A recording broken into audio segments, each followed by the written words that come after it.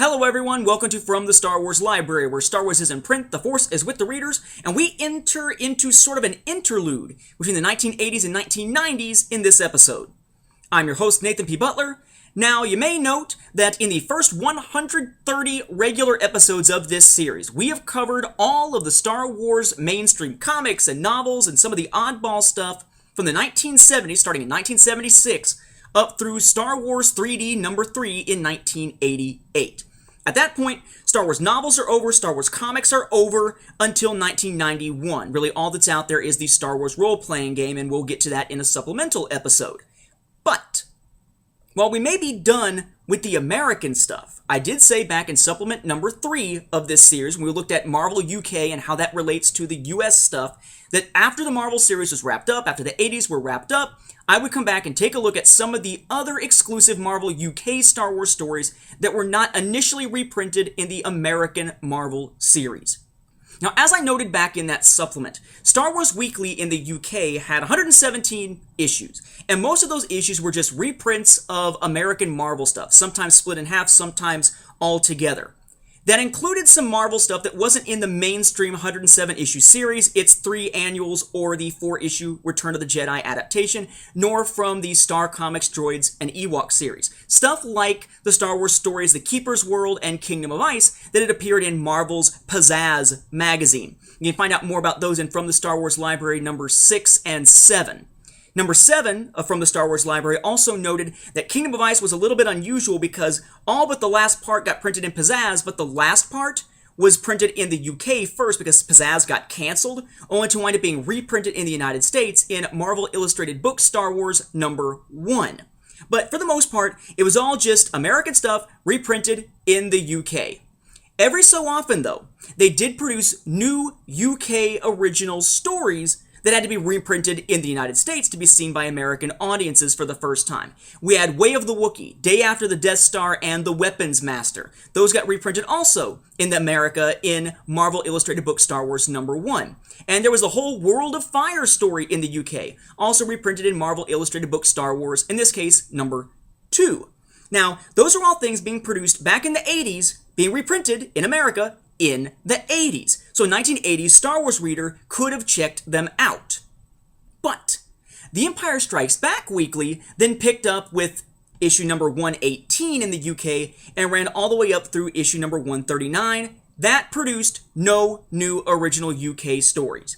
That then changed from The Empire Strikes Back Weekly to The Empire Strikes Back Monthly, which ran from issues 140 to 158. And that included some new original UK stories. Death Masque in issue number 149. The Pandora Effect in issue 151. Dark Knight's Devilry in issue 153. Telatny Throws a Shape in issue 154. That's a weird one, quite frankly. Dark Lord's Conscience in issue 155. Rust Never Sleeps in issue 156. And The Flight of the Falcon in issue 158. All of those were reprinted in America many years later by Dark Horse Comics in the pages of classic Star Wars Devil Worlds, except for Death Masque. Death Masque is not getting its own reprint until the upcoming, at least as of the time I'm recording this, Star Wars Omnibus Wild Space Volume 1, which these other stories from Devil Worlds will also be printed in. Then, Star Wars Monthly, which is what Empire Strikes Back Monthly changed its name to with issue number 159, ran all the way up through 171 and included one original tale also reprinted in Devil Worlds called Blind Fury in issue 159 of Star Wars Monthly, the first one produced under that new name. No new stories then appeared at all when it became Return of the Jedi Monthly and restarted the numbering back at 1. So we've got a big library of Star Wars comics in the UK, but most of them are reprints of old Marvel stuff, or it's stuff that was printed first in the UK, but was reprinted in some of the old Marvel stuff, like Marvel Illustrated Books. But there is that handful that only appeared in the US later through Devil Worlds, or now through Wild Space Volume 1 from Dark Horse. Those are the ones we want to take a look at in some of our interlude episodes here. We're going to be doing a total of 11 interlude episodes and then 3 new supplements before we hit the 1990s. Our interludes 1 through 9 are are going to deal with the UK published Star Wars stuff, and then 10 and 11 are going to deal with some oddities like contemporary motivators and whatnot, the Imperial Troop Transporter comic and such. And then we'll move into supplements about the RPG, about the so-called Dark Times, and that sort of thing. So we start with the first of those original Marvel UK tales that were not reprinted in the US back in the 80s, and in this case hasn't been reprinted until Wildspace. And that is the story entitled Death Masque. Again, it hasn't been reprinted, so I've just got some printouts of the pages here. Death Masque was from The Empire Strikes Back Monthly, number 149 in September of 1981. It's written by Steve Moore, no, not The Economist, and has art by John Stokes. The concept here is pretty simple. Luke is running away from Imperials. Now, he's being pursued in the Lapez system by Imperial Captain Dirk Baylor and his... He's not really his assistant. He's kind of like this creepy, like, Black Ops type of guy, the way that it's made out to be, named Alton Wuho. That's W-U-H-O. And that's not like seeing somebody on the street who's scantily clad going, woo! Ho! Or anything like that. It has nothing to do with Thundercats. Ho! But it's all I can think of when I see this name. Wuho? That's an odd name for a Star Wars character. Maybe he's like related to Waru or something and they have like a family tradition of the 4-letter weird sounding W names. Anyway, Wuho is the one who actually is able to take down Luke in a sense. Because he's got this creepy little creature known as a nightmare demon called Reist. And Reist has this helmet on him. Okay, he's covered in this little like orb that he's in, but he's got his face covered up. And he takes Reist and sticks him in this little pod.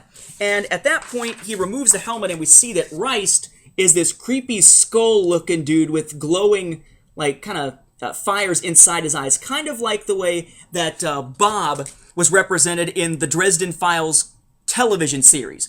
The book series is way better than the television series ever was. Just saying. He sends him after Luke, and he lands his pod on Luke's X-Wing.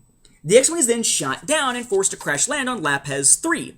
And Luke starts having these crazy, crazy hallucinations.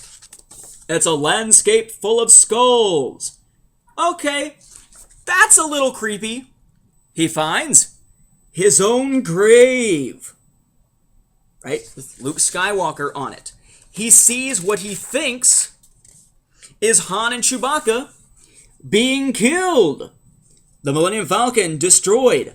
Leia killed by an explosion. And she dies in his arms, little creepy, as she melts away into a skull. Vader shows up, only Vader inside is a skull. Basically, if Luke is afraid of death and skulls, this is not a good place to be. It seems as though he's on a world that's a lot like Mortis, that is reacting only to the dark side. Only, not really. He gets a visit from the spirit of Obi-Wan Kenobi, who tells him that using the Force against these illusions, because they are illusions, isn't going to work. He needs to use the Force on himself. He does, calms his mind, and realizes that he's actually still sitting in his ship. He hasn't crashed, or he's crashed, but it hasn't destroyed the ship as much as it actually looked like in his visions and such. He's crashed, there's one piece missing from the ship and whatnot that needs to be fixed, but it's actually just this little dude Reist, the Nightmare Demon, sitting on his chest, feeding dark side stuff into his mind that is what is taking Luke down. So what does Luke do?